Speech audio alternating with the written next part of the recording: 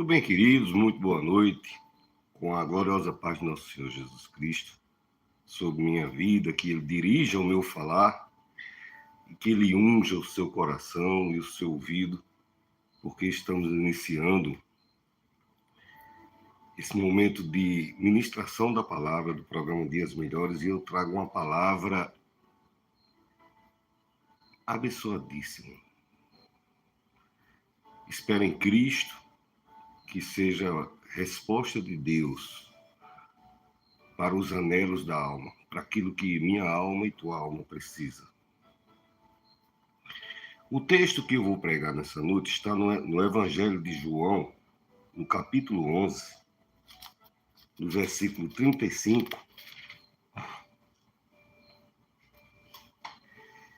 E esse versículo é considerado o versículo mais curto de toda a Bíblia. João 11:35 diz: Jesus chorou.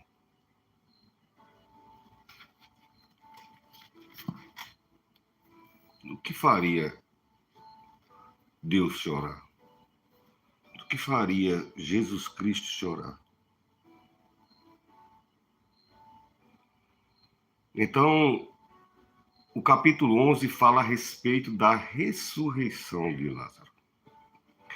É um momento de refletirmos nesse texto e assimilar isso na nossa própria vida. Lázaro havia morrido, mas quantas situações da nossa alma, da nossa vida, das nossas expectativas, dos nossos projetos, quantas coisas de fato não tomaram essa aparência de morte, parece que acabou, parece que não tem solução. Coisas importantes. Quando a gente prega assim, a gente pode pensar, não, mas é a questão financeira. Não.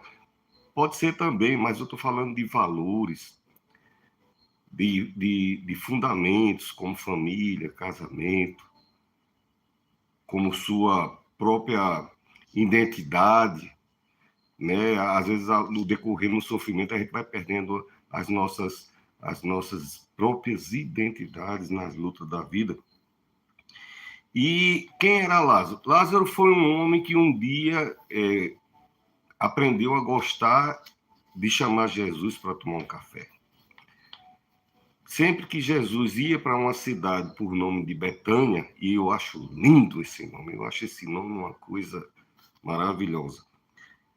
Então, quando Jesus ia naquela cidade, se tinha um lugar que Jesus sabia que podia chegar sem avisar, e seria muito bem recebido. Seria recebido com todo o prazer do mundo. Então, era alguém que tinha familiaridade, tinha recorrentemente recebia Jesus em sua casa. E o texto começa dizendo: Jesus chorou. Quando eu choro, querido, o choro vem de muitas situações. A gente chora de rir, chora de tristeza, chora de decepção, chora de amargura, chora de aflição, chora na depressão, chora na ansiedade.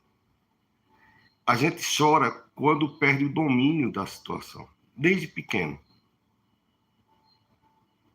Se foi castigado, levou uma pisinha, chora. Se foi repreendido, ficou de castigo, chora.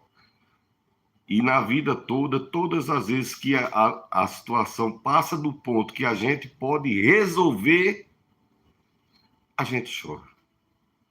Quando o amor acaba, quando o divórcio acaba, quando o noivado acaba, quando o projeto, o sonho, quando a expectativa de 30 anos, 20 anos, 10 anos de casamento acaba, quando o sonho do emprego, quando o sonho da empresa, quando a criação da família em algum momento E nesse momento do choro, não é momento de se estar na frente de aplicativo social. Ninguém vai para o YouTube para chorar, a não ser que seja uma alma muito aproveitadora. Eu sei que tem isso até na televisão pública, eles fazem isso, eles exploram o sentimento, né? É muito vulgar. Porque é o momento mais sublime, esse momento que a gente está lavando a alma da gente, né? Os olhos aguam, como se lavasse a alma da gente, quando a voz às vezes, impedida de sair. Quando a pessoa é submetida à brutalidade, à ignorância, a ambientes tóxicos, à violência. Então, as mulheres, crianças, homens, todos nós somos filhos de Deus, almas viventes, e por sermos alma, alma é detentora dos sentimentos. Aonde é que está o sentimento do ser humano? Na alma. Então, quem tiver alma tem sentimento. Às vezes você vê aquela pessoa tão endurecida, tão rústica, mas em algum momento da vida dele, ele voltando para casa, ele deixa escorrer a lágrima, entendeu? Ele não chora para se apresentar, ou talvez para não demonstrar uma fragilidade, porque às vezes a vida é tão dura que exige que a gente, até mães, né? A mãe não pode chorar porque os filhos não vê, não ficar aperreado, ela no desespero dela não sabe como sanar aquela situação. A luta é um atrás da outra, todo dia uma luta diferente, as dificuldades do país, as situações, as privações que a gente é submetida, as expectativas, a gente, o país caminha em direções que estão fora. Então, eu sei que em muitas situações, ou na criação de filho, ou no casamento, ou na empresa, ou no emprego, ou na saúde, quando a gente não sabe o que fazer, a gente chora. E eu não tenho dificuldade de chorar, não para me apresentar. Eu choro no meu canto, às vezes eu consigo. Eu choro, o meu olho, ele tem autonomia de chorar. Eu não preciso, às vezes, nem só se eu ficar emocionado é que o rosto franze e faz aquela boca de chorar, senão o meu olho chora, minha alma tem liberdade de chorar. Então, eu choro pelas minhas impossibilidades, mas o texto diz que Jesus chorou. Jesus é Deus, e até onde eu entendo Jesus como Deus, ele tem todo o poder. Então, se eu choro por não ter poder sobre uma situação, por que é que Jesus chorou? Essa situação da morte de Lázaro estava além da capacidade de Jesus. Jesus estava chorando de desespero, estava lavando a alma dele.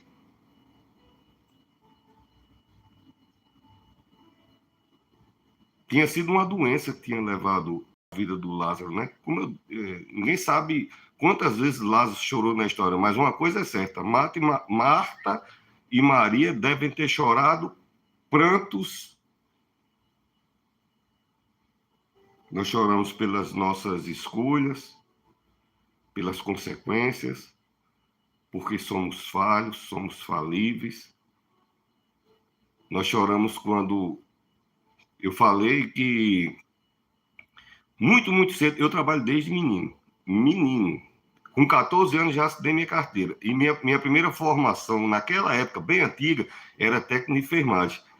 E apesar das pessoas dizerem que os médicos não têm a sensibilidade espiritual, né, apesar de toda a capacidade científica deles, mas médicos sentem quando eles perdem a batalha. Eu já vi médicos chorando. Né? No movimento do pronto-socorro, como eu trabalhava lá, no maior pronto-socorro do Estado, talvez não dê para ele demonstrar, mas uma situação que ele vem acompanhando, empenhando toda a ciência da vida dele, e em algum momento aquilo não foi suficiente, prevaleceu o destino daquela pessoa. Então, todo mundo chora. Todo mundo chora, né? A gente chora pelo sofrimento. Eu choro até em filminho de TikTok, aquele negócio de animalzinho, ou uma cena, não sei se é armado ou não, mas uma música emocional. Tem um abençoado que eu sigo muito ele acabou de entrar aqui, ele toca acordeon e tem um talento extraordinário, e ele toca com a alma, que algumas músicas que ele toca me fazem chorar, porque a música faz a gente rememorar. Então, a gente chora. Eu choro pela minha emoção. E Lázaro havia morrido. Lázaro não era um idoso, não era um paraquedista, não era um escafandrista de mergulho profundo, não era um mergulhador de abissais, não era alguém que trabalhava no submarino, não trabalhava com fissão nuclear, não é fusão, é fissão. Ele não trabalhava... era um homem comum, que estava levando uma vida comum, tudo normal, e de repente veio a adversidade, chegou o dia da luta de alguém que pode ser associado hoje a uma casa que tinha religião, porque uma casa que recebe Jesus, eu sei até de hoje de muita igreja que eu não tenho certeza, não estou julgando, não é esse o sentido. É que hoje as coisas estão tão comerciais que eu não sei se Jesus está em toda igreja. Eu não sei. Não estou dizendo se está ou não está. Mas naquela casa a Bíblia diz que Jesus estava. Então a gente imagina que uma casa que Jesus tem liberdade de entrar todo dia, toda hora, a hora que quiser. Quando Jesus entra, aí você já sabe até o tipo do café. É sem açúcar, né? O senhor está andando aí, tá. Ou então no dia que chega hoje, que é aquele chazinho com camomila, que o senhor gosta, para dar aquele soninho depois do. Entendeu? Quando Jesus ia tirar um cochilinho lá na perto. Pastor, Jesus dormiu num barco dentro de uma tempestade, não ia dormir na casa de um amigo, de uma família amiga. Então, quando eu falo essas coisas assim, se você for pesquisar, você vai ver que tudo que eu falo aqui é fundamentado na Bíblia. Jesus comia, pastor, claro que Jesus comia. Jesus comia até grão, ele andava nas estradas, tinha uma plantação de lado assim, os discípulos diziam, pode pegar? Ele dizia, vamos pegar. Aí comia cereais, eu não sei como é que se come cereal sem cozinhar, mas Jesus comia, entendeu? Comia peixe, Jesus cozinhava, quando os homens estavam no barco e desceu, estava lá prontinho já, peixe e pão. Quem foi que cozinhou? Então, essa família recebia Jesus. Um homem que estava tudo bem. E, de repente, naquele dia, aquele Jesus que essa família dizia, olha, toda a vida que vinha é descendo. Essa cidade, Betânia, eu comecei a gostar do nome dessa cidade porque havia um padre no Brasil, que já foi para agora, chamava Padre Léo. Eu podia ir pregar na cruzada que eu fosse pregar, mas antes de tarde eu tinha que assistir Padre Léo. E ele pregava 2 horas em pé, sem pegar no papel, do jeito que eu faço aqui.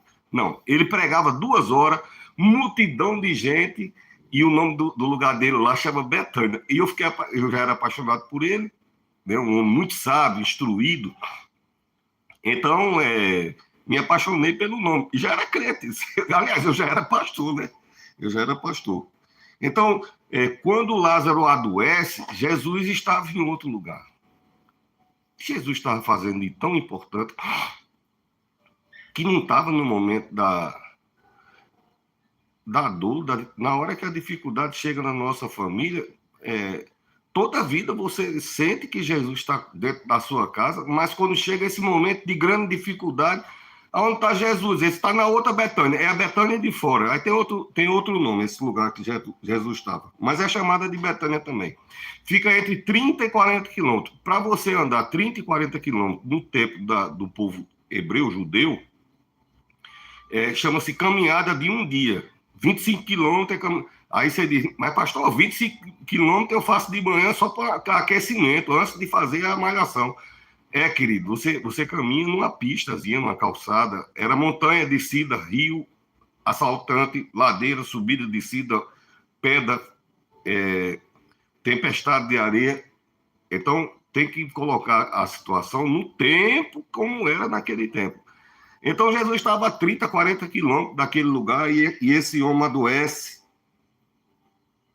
Jesus não está lá na casa dele para tomar a cadeirinha que Jesus sentava, né? O povo, a pessoa doente dentro de casa e olhando dentro de casa, se ele tivesse ali naquela cadeira, tantas vezes que dia é hoje? Quarta-feira. Pronto, na quarta, quase toda quarta ele estava aqui e hoje ele não está. Será que não está no controle de Deus? Será que Jesus não se importa? Ele não falava aqui que sabia, ele curou um cego, ele nem conhecia aquele cego. O cego nunca ofereceu uma tapioca a ele. Ele curou a mulher, aquela mulher que estava encurvada lá. Aquela mulher nunca fez um suco de maracujá para Jesus. Ele curou o homem lá do poço, do tanque. Nunca chamou ele para ir dormir na casa. Aqui, a casa que ele tem liberdade de entrar, e agora vem uma luta dessa na minha vida. É onde está Jesus? Nesse momento que está tão difícil, E é interessante que em nenhum momento o texto diz que eles procuraram ajuda em outro lugar. Não fala que mandaram chamar um médico, não mandaram chamar um sacerdote para orar, não mandaram chamar um sábio, não mandaram chamar uma pessoa para benzer, nada. O pensamento deles é aonde está Jesus, se ele estivesse aqui. Você pode ver lá na frente, quando Jesus chega, não dá nem bom dia, ela diz, se o Senhor estivesse aqui, entre raiva e desespero. Sabe aquela mulher que cuida? Pensa uma coisa, valente e determinada é uma mulher para proteger e fazer, seja ela pelos filhos, pelo um irmão mais velho. Pensa uma mulher quando entra em defesa de uma casa, não é bom não. Não é bom a qualquer coisa ir contra aquela mulher não, porque são leoas, né? Eu não tive pai, tive mãe, então eu posso testemunhar isso. Tenho família, tenho 3 filhas.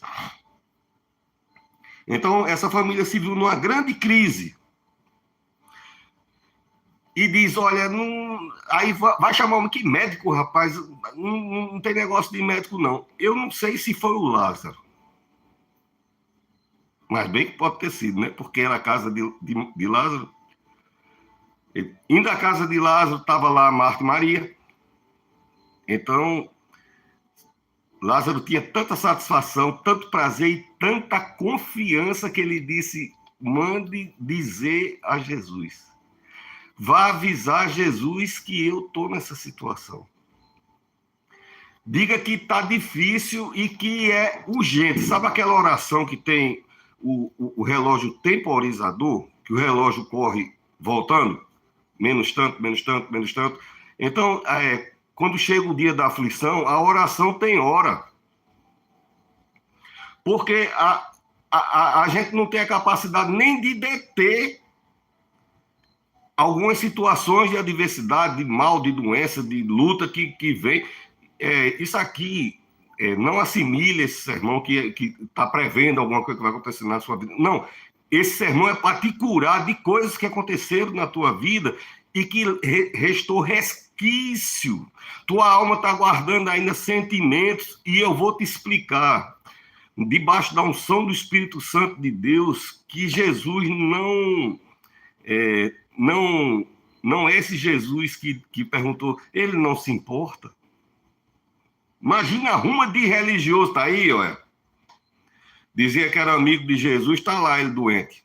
Os sacerdotes daquela época, pode ter certeza. Entendeu? Tanto que diz que ele foi enterrado, já era o 4º dia, porque até o 3º dia os sacerdotes ainda podiam levantar clamor. Pela tradição judaica, não eram os fariseus. Dentro do judaísmo, tinha algumas que é chamada seita. É diferente do conceito de seita do Brasil, é outra coisa. Então, tinha seita que acreditava em anjo, tinha seita que acreditava em reencarnação, ressurreição, tinha seita de todo jeito. E um dos essênios que... uns dos zelotes, que eram simpatizantes de Lázaro gostava, acreditava que orando lá ainda até o 3º dia, Lázaro ainda podia ressuscitar. Então, aquele povo ali, o que podia, mas certamente alguém estava lá para dizer, cadê a religião? Entendeu, meu filho, minha filha? Às vezes chega a luta na nossa vida e você se questiona, né? Onde é que está a minha fé? Por que Jesus não ajudou? Ou alguém questiona você, ou uma pessoa que lhe ama. Mãe, por que aconteceu isso? Pai, por que aconteceu isso? Ou minha irmã, meu irmão, meu amigo, por que aconteceu isso? Né? E as respostas não vêm porque as respostas só vêm cada um a seu tempo. A resposta precisa vir quando o coração estiver apropriado para receber a resposta. Deus tem todo o domínio, entendeu? Tem todo o poder, tem toda a liberdade, mas as situações, ela vêm contra isso. Então, tudo que essa família podia fazer mandou um mensageiro. Certamente Jesus teria a solução.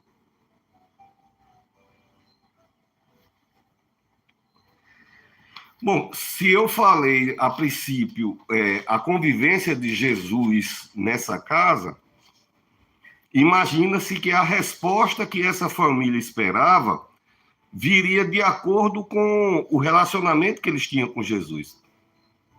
Entendeu? Quando você quer alguém... Quando eu estava no Serviço Público Federal, tinha muito isso. Alguém queria alguma coisa, procurava alguém que me conhecesse, que fosse do círculo de amizade dele, para fazer a ponte. Isso existe na política, isso existe no ambiente clérigo, dentro das igrejas, no comércio, na sociedade. A pessoa quer resolver um negócio e usa uma terceira pessoa como ponte para...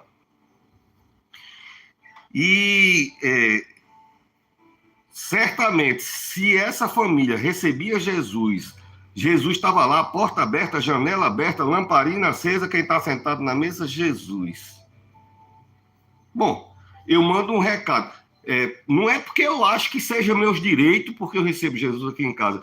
É porque ele demonstra que gosta de vir na minha casa. Então, ele manda um recado esperando que Jesus já voltasse com o mensageiro de volta.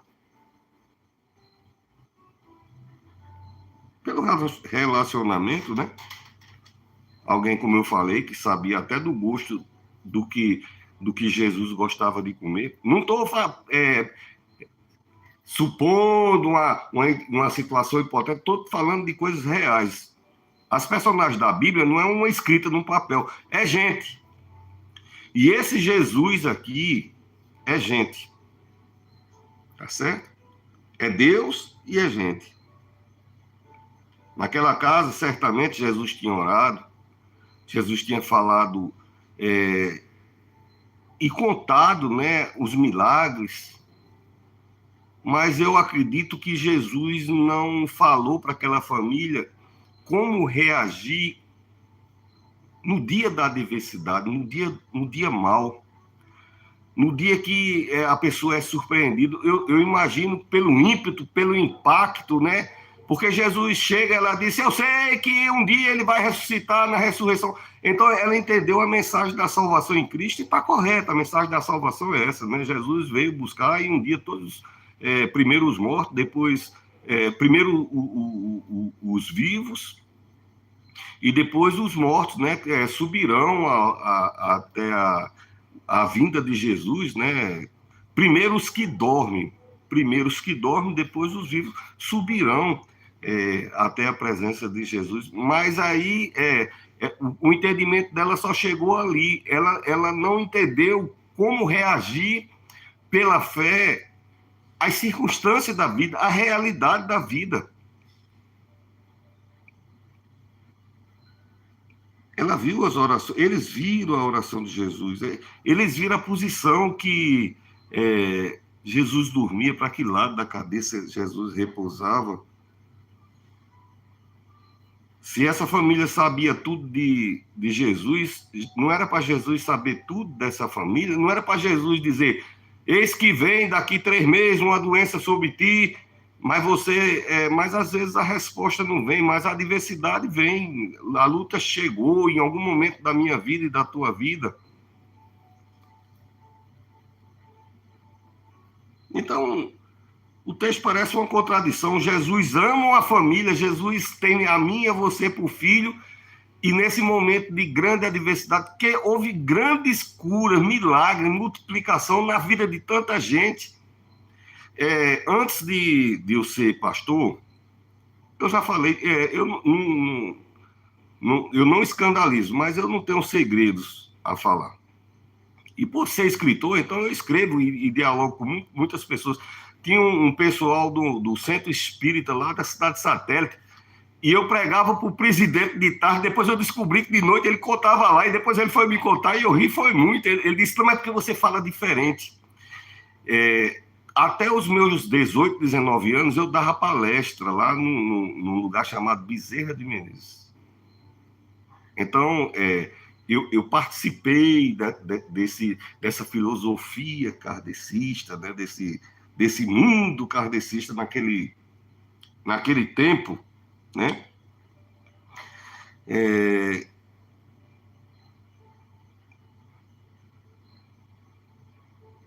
Esse povo ouvia Jesus Cristo, essa casa ouvia Jesus Cristo. Ouvir Jesus diretamente é diferente. Olha, tinha apóstolos que só ouvia alguma coisa pela boca de Maria Madalena. Maria Madalena era chamada de a torre, o caminho de dentro. Então, ela entendia o que é que Jesus falava. Alguns diziam, o que foi que Jesus disse? Muitos textos. Ele disse isso, por que disse isso? Então, não ouvia diretamente da boca de Deus, da boca de Jesus. Essa família ouvia Jesus falar. Sentado na mesa, enquanto passava o pão, olha, o reino de Deus, aí passava um pedaço de pão, me dê aí essa jarra com o que tivesse sendo servido ali. E o mensageiro vai, e no outro dia o mensageiro volta e Jesus não está com eles.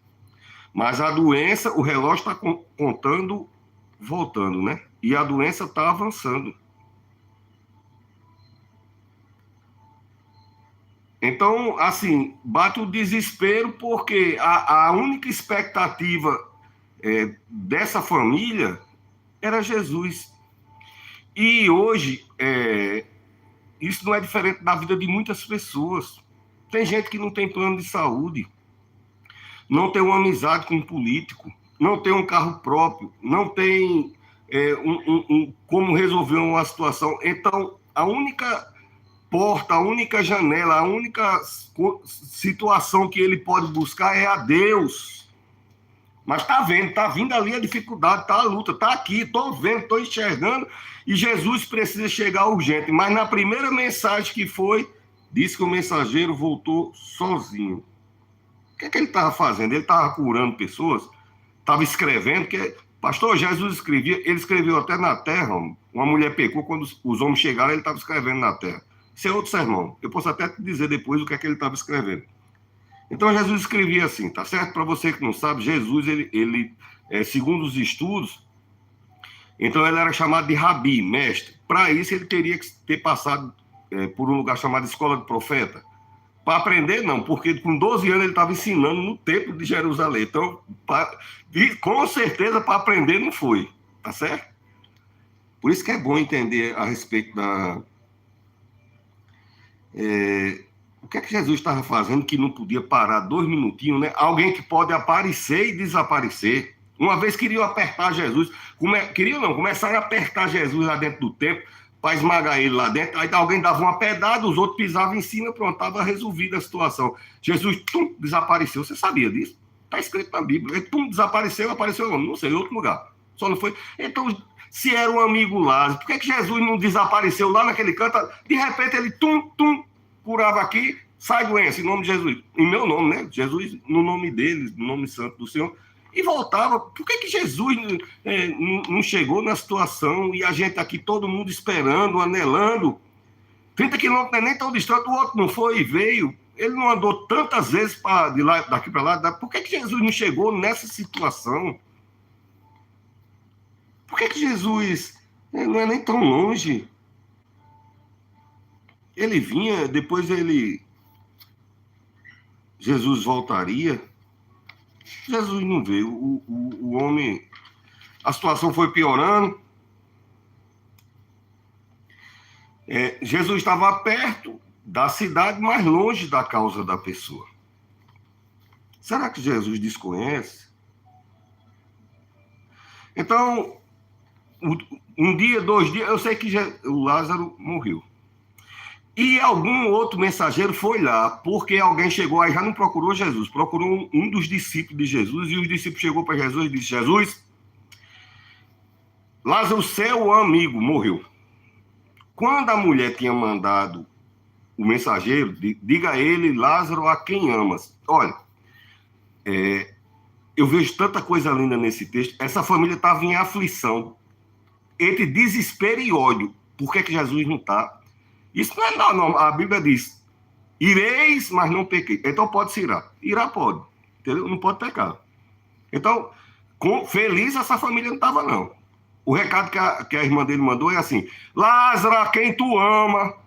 Não disse nem que Lázaro amava ele. Foi logo dizendo, você não disse que ama ele? Está doente. E Jesus ficou lá, nem respondeu. Passou os dias, né? Aí, depois da primeira aviso, aí chega um discípulo e diz: o teu amigo Lázaro morreu. Bom, é aí que entra todas as coisas para Deus tem um propósito. Esse texto tem um propósito específico. As coisas no tempo de Jesus não era aleatório, era 3 anos para realizar tudo que tinha que realizar para ficar para toda a eternidade. Então, a gente não compreende, até hoje ainda, dá para compreender? Não dá. Se eu fosse amigo da família, eu ia ficar com raiva de Jesus? Claro que eu ia ficar. Se eu dei carona na minha bicicleta para Jesus, para levar lá naquela casa, aí chega lá, no dia que meu amigo está doente, Jesus não foi, eu ia ficar com raiva de Jesus também. Aí o discípulo chega lá e diz, Lázaro, ele morreu. O teu amigo, a amizade de Jesus não era interesseira. Eu acho que eu não preciso nem falar muito sobre isso, né? Não tem uma coisa que maltrata. Jesus não tinha amizade com essa família só porque tinha uma casa boa para quando ele passasse em Betânia dormir lá. Não era isso, não. Jesus estava acostumado, segundo ele mesmo falou, ele disse, o filho do homem não tem nem onde repousar a cabeça. Ele tinha herança? Tinha. Se ele quisesse, ele tinha. De duas partes. De Deus e do pai dele, que era marceneiro. Então, era uma pessoa que tinha lá as coisas, né? Mas era o propósito dele de fazer chegar. Não é só a divulgação do evangelho, é fazer chegar o reino de Deus até a minha vida e a tua vida. É muito mais que divulgação. Divulgação quem fazia era João. Aquele a quem tu ama.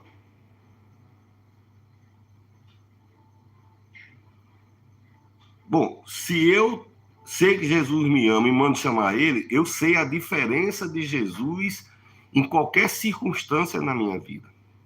Com ódio, sem ódio, decepcionado, ferido, magoado. Mas se perguntasse aqui se acreditava, não, a gente acredita. A gente acredita. Está com ódio, tá zangado. Se a presença dele tivesse aqui, isso aqui não tinha avançado nem para a morte. Se isso está na Bíblia. Senhor, se tu tivesse aqui, meu irmão não teria morrido.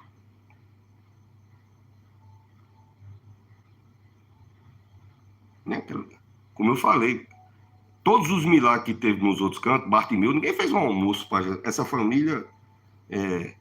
Essas mulheres, em algum momento, cuidaram da roupa de Jesus, né? Eu não sei como é que limpava as roupas antigamente, mas ofereceram uma roupa limpa enquanto lavava a roupa que ele andava nas estradas, limpou as sandálias, essa família limpou as sandálias dele, fazia comida, dava água, dava um suco das frutas daquele tempo, né? Não sei, as tâmaras da vida, né?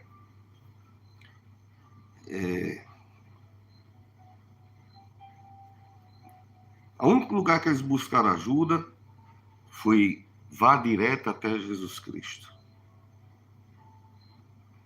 Vá direto, porque o tempo está correndo e Jesus não chegava.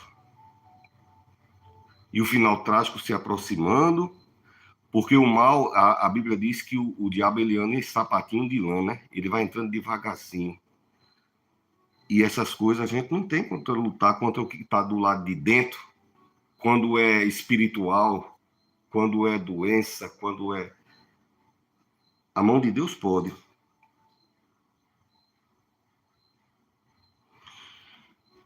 E quando o mensageiro chega, aliás, quando a morte chega, não é os pés de Jesus que eles esperavam na soleira da porta, né? A angústia.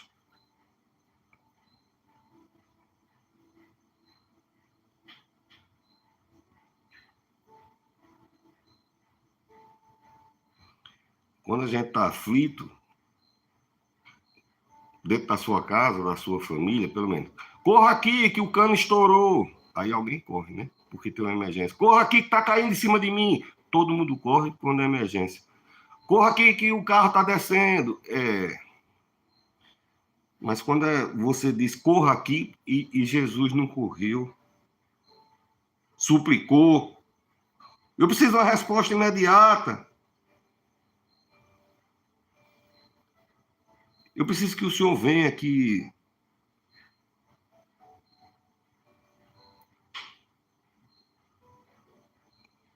Jesus é aquele que andou sobre as águas, né? uma pessoa que tem poder sobre a natureza. Eu estou falando, querido, porque são 30 anos eu aconselhando e pastoreando, e eu sei de pessoas que tiveram perdas familiares, e até aonde eu acompanhei não tinha sarado o coração. Essa cidade que eu moro agora, eu vou ter que ter cuidado para... Teve 2 famílias que eu conversei que estavam com situações no seu coração desde o tempo da pandemia. Situações diferentes, completamente diferentes. E Deus me deu uma palavra que foi lenitivo para o coração dessa família e daquela família, e a partir dali voltaram a tocar a vida segundo a vontade de Deus e o amor que essa pessoa que teve a perda desejava na vida dela. Por isso que eu estou trazendo esse sermão. Jesus está longe. O amigo de Jesus. Lázaro está morto, diz o texto. Lázaro está morto. Diz que o morto é o irremediável, né? Quando não tem mais solução. Quando os apóstolos chegam e dizem, Lázaro, teu amigo está morto, aí Jesus responde como? Tá certo, eu vou lá acordar ele. Isso é quase um insulto para os apóstolos. Primeiro que eles foram dizer no olhinho, como a gente diz aqui no Nordeste, entendeu? Tipo passando na cara. Lá seu amigo está morto. E Jesus não foi abalado pela a entonação da voz, por aquilo que aquele coração estava imaginando, por aquilo que aquela família estava sentida, ressentida, decepcionada, frustrada, com ódio. Podia estar do jeito que tivesse. Jesus disse, eu vou lá acordar ele. E os discípulos chegou e disse, não, parece que você não está entendendo, não. Não é com essa grosseria que eu estou lhe falando, porque havia outra maneira de falar. Eu não quero dizer ipsilite o que está escrito na Bíblia. Eu estou apenas parafraseando. Eles começam a insistir para ver se Jesus entende que Lázaro morreu. Ele disse, Lázaro está morto. Pronto. Primeiro ele disse, eu vou lá acordar ele. Aí os caras ficaram insistindo. Ele disse, Lázaro está morto. Eu vou lá acordar ele. E todo mundo fica, como assim, né?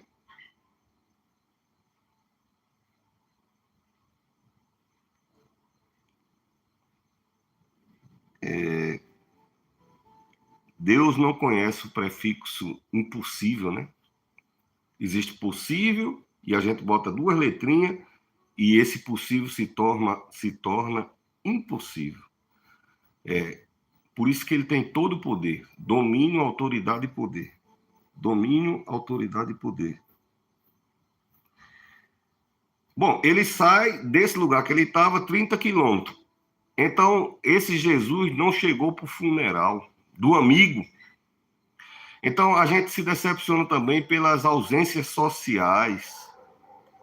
Mas Jesus cura fatos legítimos, dores legítimas, traumas legítimos, acusações sociais legítimas, ausências legítimas. Quando Jesus chega, ele sara todas essas situações, a presença dele soluciona todas essas situações. As razões de Jesus, querida, a gente não sabe nem as razões da gente, a gente vai saber as razões de Deus, só que ele tem as razões dele, né? Jesus tem as razões dele. Mas ele faltou. O nome desse negócio que Jesus faltou chama-se Saudar Avrahá, que é a ceia das condolências, onde hoje socialmente, até nos funerais que são mais chique, digamos assim, aí serve aquele o bolo, não sei o que, café. Só que o hebreu, aí ele tinha uma ceia. Nos Estados Unidos tem uma ceia também, um jantar lá. Alguns países tem. Jesus foi, não. Jesus, quando Lázaro estava tremendo, já nos últimos suspiros, que ele estirou a mão, ele encontrou aquela mão que estava cansada de apertar ali naquela casa. Aonde é que estava a mão curadora de Jesus para confortar o último respiro daquela pessoa? Estava lá. Jesus não veio. E Jesus está andando. Os dias passou, quarto dia Jesus chega de manhã, depois que a gente passou a noite todinha chorando. Faz 2 dias que a gente chora, entendeu? Se lastimando aqui, potes de choro, a gente zangado, o povo falando. A gente mesmo já está começando a duvidar do que a gente acreditou, do que a gente ouviu aqui dentro de casa. Depois que a gente dormiu e agora eu já estou quase me consolando, chega Jesus de manhã cedo. O que é que Jesus vai dizer?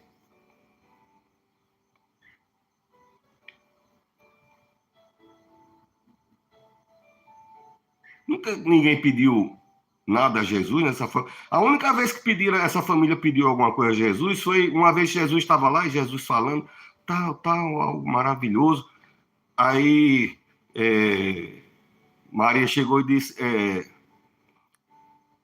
Marta chegou e disse, Senhor, peça a Maria para me ajudar aqui, que eu estou preparando um negócio bem legal, um assado ali para o senhor, um negócio tão gostosinho, tão bacana.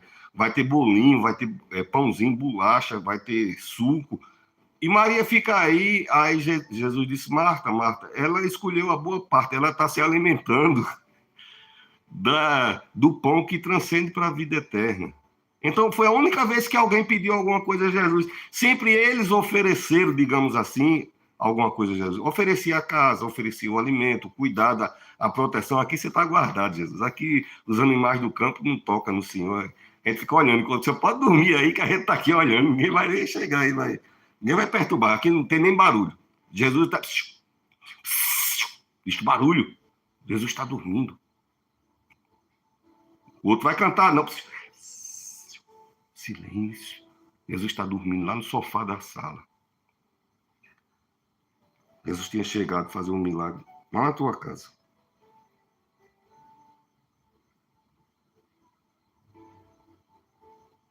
Então, lembra de tudo que eu falei aqui. Você acha que essa família estava com raiva de Deus, de Jesus? A gente às vezes pensa que não pode falar isso, que é pecado. Não é pecado, não. Pecado a Bíblia diz que é impossível, sem fé é impossível agradar a Deus. Então, até onde eu pude ver aqui, essa família tinha fé, e não era pouca não, era muita fé. O que ele estava era decepcionado, ferido, magoado, angustiado, sem entender. Me fugiu. Quando eu falei daquela questão do kardecista, eu era muito novo, 18, 19 anos. E havia um grande líder no Brasil chamado Chico Xavier. E uma vez uma mãe que, num avião, tinha perdido um filho e procurou a Chico Xavier e disse, por quê? Por quê? Por que isso aconteceu comigo? A gente leva uma vida cristã, a gente anda em piedade, a gente não anda em vaidade, somos uma família decente, por que isso aconteceu comigo? E segundo o que se ouviu na época, Chico Xavier havia dito assim, por que não com você?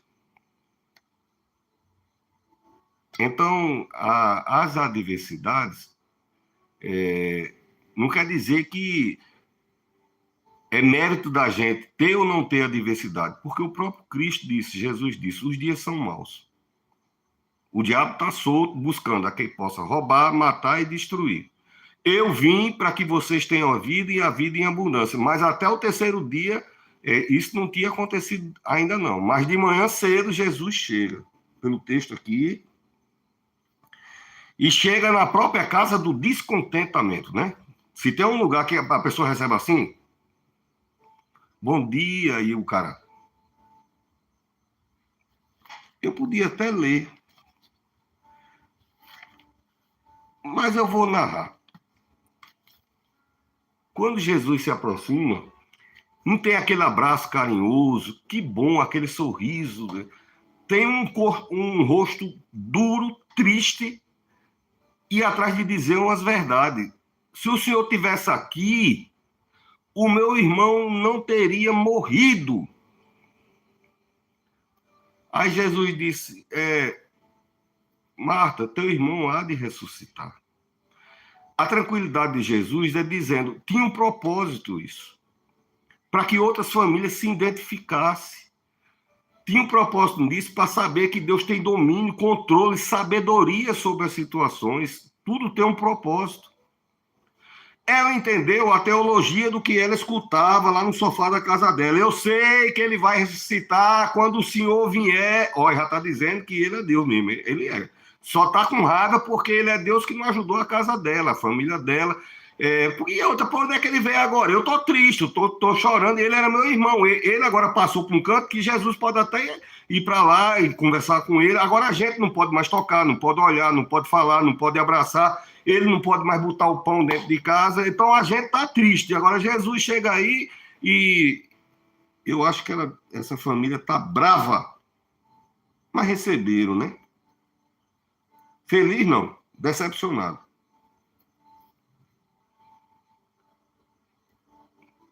Jesus não se importou com a dor.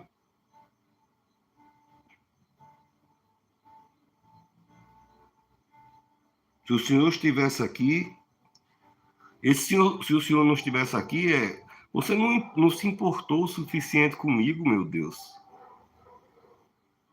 Eu continuo acreditando, eu só estou dizendo que eu estou sentido, eu estou ferido, eu estou magoado, mas estou magoado porque não estou entendendo. Você não se importou comigo, com meu marido, com minha filhinha, com meu filhinho, com meu pai, com meu avô, você não se importou. Se o Senhor estivesse aqui, mas ela está falando com quem? Com Jesus, então Jesus está lá. E quando Jesus está lá, na sua casa, naquele campo, lá em Betânia, na Betânia da sua vida, quando Jesus está lá, o controle está lá na sua frente. Você pode estar zangado, estar aborrecido. Em um momento, Deus repreende ela. Ei, rapaz, tenha educação, fale, eu sou filho de Deus. Não, Jesus, ele compreende as exaltações do nosso coração, um coração aflito, uma mãe aflita, uma esposa aflita, alguém que perdeu um divórcio, um casamento, um familiar, um emprego, um comércio, alguma coisa que a pessoa empreendeu a vida toda, um lar, uma casa, um bem, o coração está aflito e na hora a boca fala um negócio, mas o coração não está dizendo aquilo, o coração continua dizendo, socorro, continue, me ajude aqui pelo menos para que essa angústia saia de dentro de mim. É isso aqui. Se o senhor, primeiro, que quem ama não se atrasa. Ele atrasou 4 dias. Porque se Jesus chegasse até o 3º dia, não seria milagre de Jesus, seria pelo trabalho dos sacerdotes, dos zelotes, dos fariseus que estavam lá orando, e até o 3º dia podia ressuscitar. Então não ia atribuir, não haveria glórias a Deus, seria sorte, seria ciência, seria o SUS, seria o amigo deputado que falou com fulano de tal, seria o prefeito, o governador, o vereador. Se até o 3º dia Lázaro se levantasse ou não tivesse morrido, teria sido solução de qualquer pessoa, menos de Deus. O texto. Não se importou. Se atrasou. Quem sabe ela disse, e ele queria tanto se despedir do Senhor. Eu não duvido disso, não. Mas guarde essa palavra. Lázaro acreditava em Jesus. Ele chamava Jesus para a casa dele porque ele acreditava. Quem acredita, acredita com a alma. Morreu. Ele acreditava. Morreu acreditando. Daqui a pouquinho você vai ver como está escrito isso. Então Jesus chega naquele canto e aquele desabafo. Não é que Jesus ficou ofendido. Jesus não se ofende. Você não pode ofender o Espírito Santo de Deus. É inesculpável. Chama-se pecado capital. Então, não pode ofender o Espírito Santo. Mas tem pessoa que dava murro no rosto, na boca, nos olhos de Jesus, e Jesus está perdoado. Perdoa, pai, perdoa, que ele não sabe que... Então, não foi o desgosto que aquela irmã estava falando, entendeu? Sabe essas mulheres que entram para defender a família? Aí fica dividido entre o amor e a consideração e o ódio que tá, a raiva que estava pela decepção. Tem um lado do amor dizendo entre você é bem-vindo aqui, sempre vai continuar sendo bem-vindo aqui nessa. Mas eu quero que você saiba muito bem que eu estou muito sentido, que eu tô ofendido. E Jesus chorou. Agora me mostre em outro lugar na Bíblia que diz Jesus chorou. Na cruz pregaram ele, está dizendo Jesus chorando. Lá no Getsemane, quando ele estava vendo o meu pecado e o teu pecado, por quem ele teria que morrer. E ele olhou assim e viu na mão dele, limpa e santa, que curava tanta gente. Aí a Bíblia diz que ele tem gravado o meu nome e o teu nome na palma da mão dele. Está em Isaías, ele diz, pode uma mulher esquecer de um bebê que amamenta? Todavia, eu não me esquecerei de ti. Se ela esquecer, todavia, eu não me esquecerei de ti, porque eu tenho gravado o teu nome na palma da minha mão. Então, no Getsemane, quando Jesus veio as brenhas do nosso pecado, da humanidade todinha em cima de Jesus, ele olhou para a mão dele e disse, vai furar minha mão, vai ser terrível, dor demais, o peso do corpo todo rasgando minha mão. Só que ele olhou para a mão dele e viu o seu nome. Jesus chorou? Não. Quando queriam jogar pedra nele no templo, Jesus chorou? Não. Quando houve isso? Não. Quando fizeram aquilo? Não. Jesus nunca antes. Então, o choro de Jesus era de desespero de quem não tinha o controle? Eu iniciei esse sermão falando... eu vou ter que reiniciar o Instagram, querido. Eu estou fazendo isso agora porque o Instagram, depois de um tempo, ele está derrubando. Custa 30 segundos só. Os irmãos... Tem um pouquinho de paciência comigo, porque minha equipe é eu e Jesus Cristo. Então, se ele está comigo aqui enquanto eu estou fazendo isso, você fica também, viu? Fica aí, porque Jesus ainda tem coisa muito boa para mim e para você nessa noite. Olha aí que maravilha, já foi. Tá certo? Estamos voltando. Jesus chorou de desespero. Jesus chorou porque ele é Emanuel, o homem que é Deus conosco. Jesus chorou porque ele disse, olha, mesmo eu sendo Emanuel, Deus conosco, eu sou humano o suficiente para sentir o que vocês estão sentindo. Ele não chorou pela incapacidade dele, porque eu não tenho controle, porque eu não tenho domínio. Eu chorei porque eu sou Deus e eu estou com você. Você pode não ter entendido, você não sabe as minhas razões, diz o Senhor. Então não sabemos as razões de fato, sabemos o resultado dessas razões. Mas de fato, por que Jesus definiu que era necessário acontecer isso? Então a gente não sabe, mas sabe é que sempre ele vai cumprir, ele não falta, ele não se ausenta. Ele é Emanuel, Deus conosco, ele é Deus com você. Em todo momento de choro e de lágrima, Jesus fisicamente, geograficamente, estava Betânia e Betânia. Jesus estava na Betânia de fora, mas Jesus estava acompanhando o choro daquela família. Eu não posso lhe precisar, eu não posso supor, eu não posso conjecturar. Eu imagino que na Bíblia não, eu só posso dizer o que a Escritura diz que é para me dizer. Agora, uma coisa é certa, Jesus, ele é amor. Ele é cuidado, ele é zelo, ele é proteção, ele é escudo. Se aconteceu isso dessa forma, tem um propósito. E Lázaro disse, manda buscar ele, porque eu acredito que nenhum momento Lázaro disse, manda chamar ele porque ele vai me curar. Disse, manda chamar Jesus porque ele vai resolver. Entenda. Às vezes não é do jeito que a solução, não é do jeito que a gente escreve para Deus. Porque muita solução, e eu posso lhe garantir, em 30 anos de sacerdote, gente que se esberrava, que era meu sonho, eu quero isso, e foi muito ruim para a vida e para o relacionamento com Deus, pior ainda.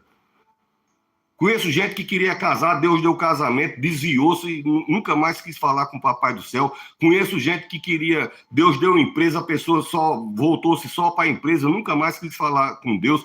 Queria gente que queria restabelecer a dignidade, nunca mais. Então, Deus tem a resposta certa na hora certa. Então, Jesus chorou a primeira coisa, porque ele é Deus conosco. Segunda coisa, porque ele compartilha a dor daquela família. Então, quando Jesus chega e chora, ele diz, fica registrado aí, que toda vez que uma família chorar, você não está me vendo, mas eu compartilho da dor que você sentiu desde o começo. Jesus compartilha da dor da perda. Alguém que tem todo o poder, podia dizer, vou tirar esse detalhe de você. Ele disse, eu estou sofrendo. Como Deus e como homem, eu estou sofrendo. Jesus aprendia aqui sentimentos humanos e o coração de Jesus transmite para o coração de Deus. Seria uma coisa até para Deus compreender como é a nossa finitude, como somos pequenos, como a gente é falho. Você vê como eu gosto de ficar falando aqui, que todo o tempo a ira de Deus atrás de cair sobre a terra e Jesus, não, eles não sabem o que fazem. Queridos, os aplicativos, eu não sei o que está havendo agora nos aplicativos, que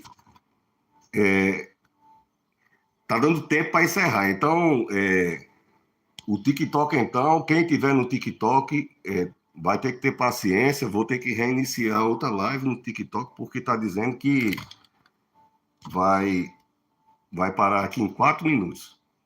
Já pensou que coisa? Como eu não tenho equipe, minha equipe é Jesus. Terceira coisa. Por que é que Jesus chorou e disse, está onde? Ele disse, a tumba está ali. Jesus chorou porque a tumba lembra o salário do pecado. Querido, por mais que o movimento social de hoje, algumas redes de televisão, alguns políticos sem Deus na vida, esteja lhe incentivando a levar vidas de depravação e pecado, o salário do pecado é a morte. Isso não muda na Bíblia. Então Jesus olhou para a tumba e ele chorou porque ele disse, eu sei porque é que eu tenho que morrer por eles. Porque o salário do pecado é aquilo ali, é tumba, com pedra na frente. Jesus chorou porque ele entende as limitações e as finitudes de nós humanos. E Jesus chorou porque tem amor e compaixão. Jesus chorou porque tem amor e compaixão. Um Deus que te ama. Então, ele não é só um Deus de poder, força e santidade. Jesus chorou porque Jesus tem um coração. Então, eu posso supor que tudo isso foi permitido que acontecesse para que doravante, de 2000 anos atrás, até hoje, a gente entendesse que Jesus tem coração.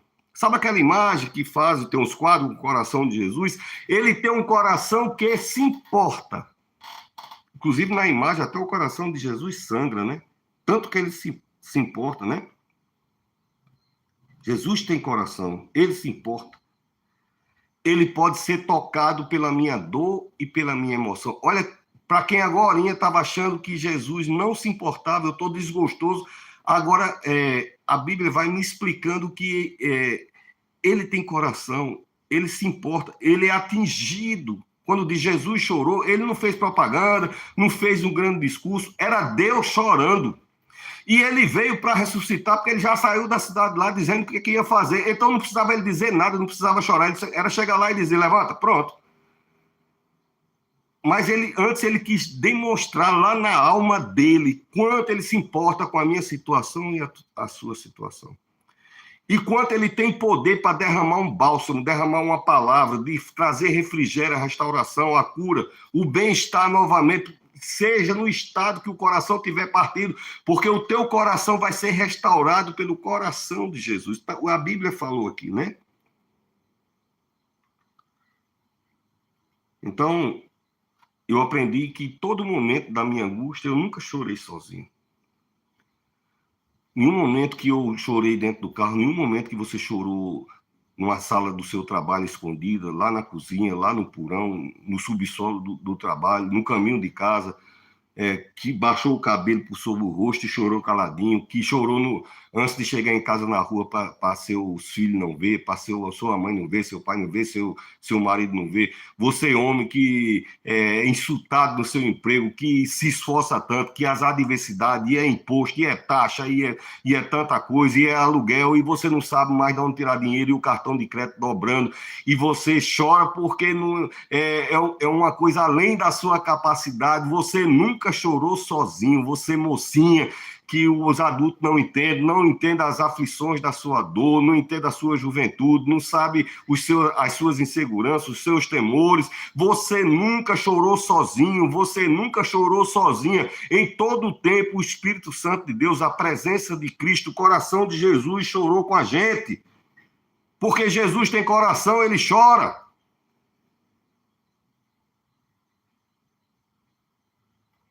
Ele esteve chorando com você. Ele desceu até a Betânia da sua vida. Qual Betânia? A situação da tua vida. Alguma coisa que tenha passado na tua vida. Então, Romano 12:15 diz que, a Bíblia diz, devemos sorrir com os que sorriem e chorar com os que choram. Algumas pessoas perguntam, pastor, por que quando você vai procurar a Bíblia, você fecha os olhos? Eu vou buscar no meu arquivo secreto, que é lá no meu coração. Aí eu fecho os olhos, aí vou lá buscar e falo, pronto, entendeu? Romano diz que a gente tem que sorrir com os que sorriem e chorar com os que choram. Agora Jesus mostrou que isso foi comprovado na vida dele. Ele sorriu muitas vezes dentro daquela casa, mas agora Jesus está chorando junto com ele. Jesus está chorando. Vou finalizar aqui. Eu boto aqui que é para saber quando dá uma hora. Todo mundo olhando para Jesus. Por que ele está chorando? A gente quem perdeu o irmão. Ele é quem fazia a feira de casa. Por que Jesus está chorando? Ele acha que chorando vai resolver a situação da gente aqui? Mas ele não é solução? Jesus é a solução.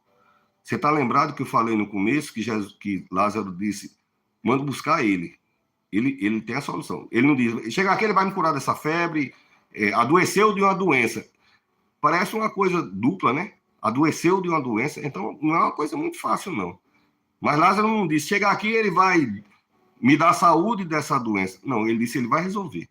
Pode mandar chamar ele. Enquanto a febre está baixa, quando a febre aumentar? Não, manda chamar ele. Lázaro não disse nem a hora, disse, traga ele aqui. Eu preciso que Jesus venha aqui. E quando Marta estava lá dizendo, eu sei que ele vai ressuscitar no terceiro dia, ele disse, Marta, eu sou a ressurreição e a vida. E aquele que crê em mim, ainda que esteja morto, viverá. Lázaro acreditava. Que ele disse, vá buscar Jesus. Ele é meu amigo. Todo mundo dizendo, tá aí, teu amigo deixou tu morrer. Ele disse, vá buscar Jesus, que ele é meu amigo. Quando ele chegar, ele vai trazer a solução. Jesus já chega dizendo a solução, todo mundo ficou sem. Ele disse, eu sou a ressurreição e a vida. E qualquer um, quem crê em mim, apontou assim, para o Lázaro, para a Betânia, da vida de qualquer um da gente. Ainda que esteja morto, viverá.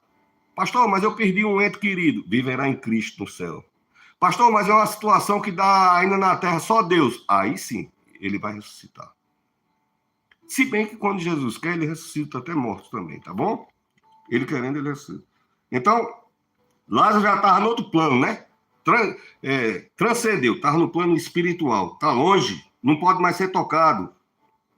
Então, não pode ser tocado pela mão dos familiares.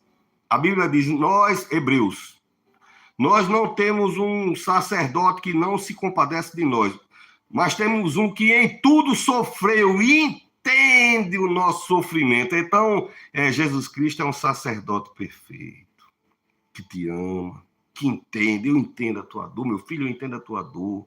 Ele tem o poder de solucionar. Ele há de encontrar fé na casa de Betânia, para sarar, para derramar o bom perfume, o lenitivo, o refrigério, toda aflição, toda angústia, toda decepção, que vem a compreensão, mas era tão jovem e houve aquela perda, viverá eternamente, né? E um dia todos nós nos encontraremos novamente na glória. A nossa expectativa, a Bíblia diz, se nossa esperança ficar aqui, somos os mais miseráveis da terra. Então, a gente tem que ter expectativa para aqui, expectativa pelo porvir que Cristo preparou para mim e para você. Ele se compadece de mim, ficou. Está provado. Ele não é só poder de curar, é domínio e poder total sobre tudo. Ele sente a dor. Que se identifica, né, comigo, com você. A gente está cansado, frustrado, está vazio, decepcionado, está exausto. Seja mulher, seja homem, são tantas demandas, são esforços demais, mas o Espírito Santo é força. A Bíblia diz, eu te fortaleço, eu te animo, eu digo a você, não tema, porque eu te ajudo. Eu sou o teu Deus.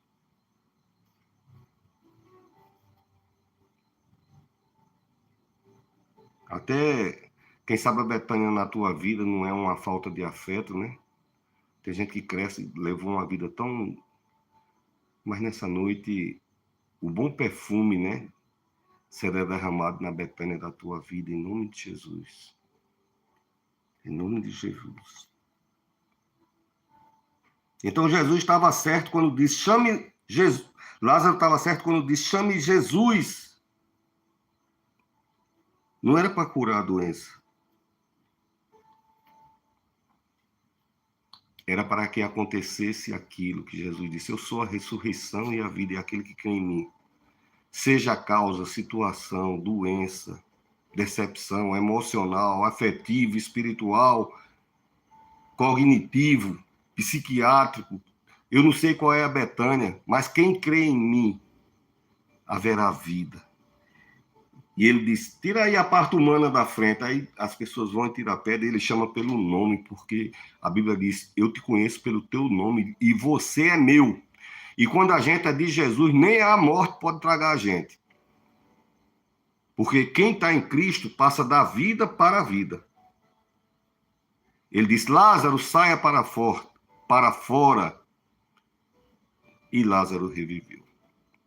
Que Deus reviva seus projetos, que Deus reviva sua saúde, seu bem-estar, a harmonia do seu lar, seu casamento, sua família, a unidade familiar, os seus empreendimentos. Que Deus reviva a sua fé, a sua esperança, a sua expectativa, seu ministério. Reviva a tumba tem gente que enterrou o ministério por causa de uma decepção. Você teve uma perda, que a pedra seja arrancada e esse ser maravilhoso que foi enterrado lá, esse ser cheio de luz, de ministrador de bênção, ressurja pela porta em direção a Cristo e recomece tudo de novo. Eu sou o pastor Marconi Teixeira.